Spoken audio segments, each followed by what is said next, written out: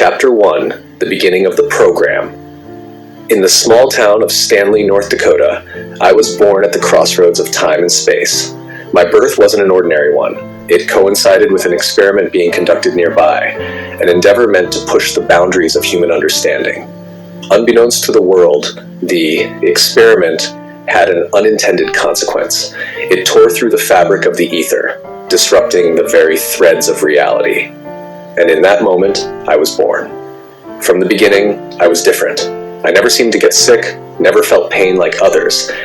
Even when my mother tried to end my life by kicking me down a flight of stairs, I simply survived, unharmed, as though the universe itself had decided that my story wasn't meant to end there.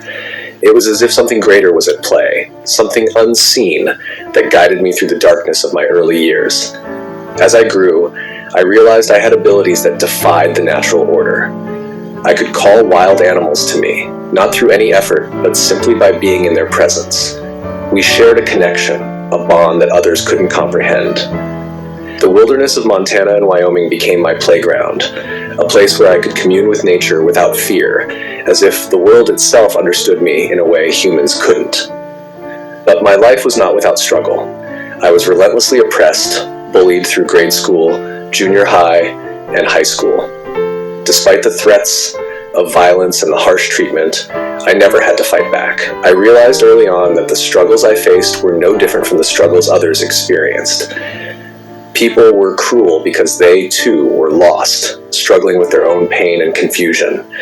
In those years, I learned how to understand others, to empathize with their suffering, and to rise above the hatred that surrounded me. It wasn't until my teenage years that the first real shift in my life occurred.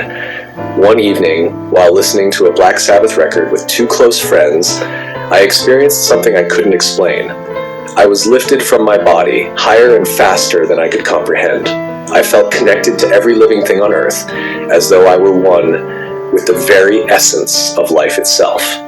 As I reached the peak of this journey, I found myself in a space devoid of form or substance. There was only light, soft, brilliant, and pure. And in that light, I felt the presence of others, though I could see no one. It was in that moment that I was given something, an ancient knowledge, a program, downloaded directly into my being. The information flooded my mind, reshaping everything I thought I knew about the world. When I returned to my body, the experience stayed with me, and over time, I began to understand its significance. This was no ordinary vision.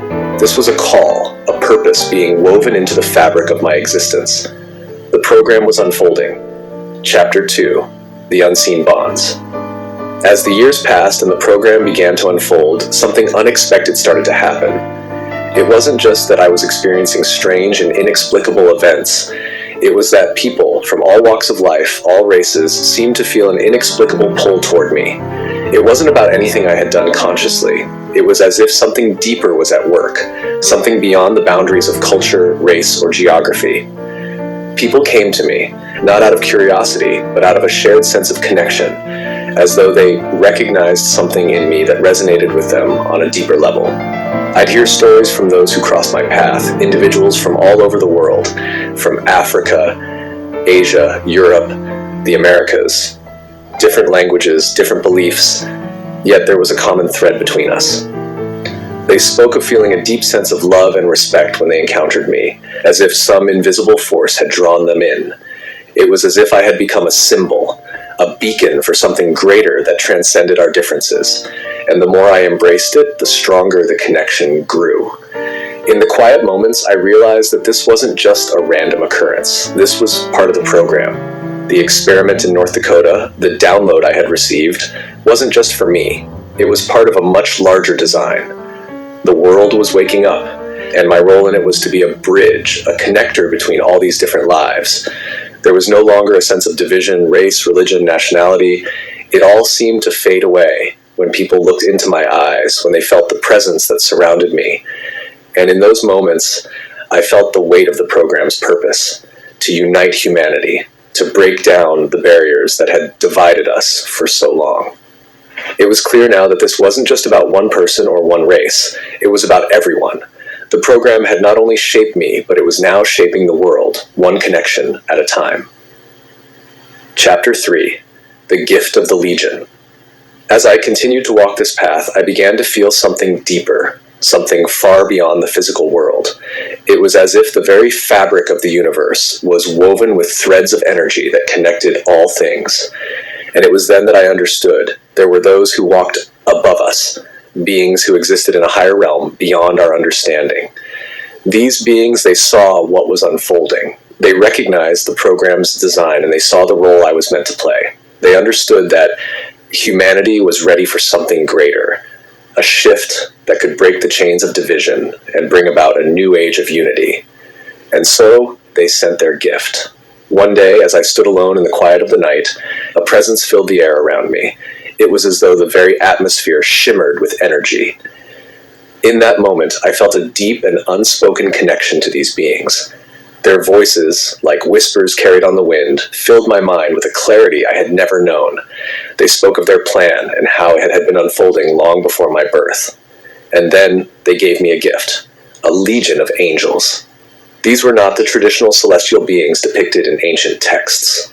These angels were more like guardians, embodiments of love, protection, and wisdom, who were now bound to me.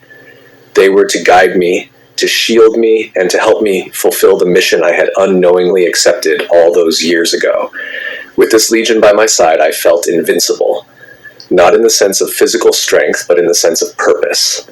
I knew that no matter the challenges ahead, I would not be alone. These beings, who had once walked above us, had now placed their trust in me. They had granted me the power to help heal the world, to unite humanity, and to lead with love and compassion.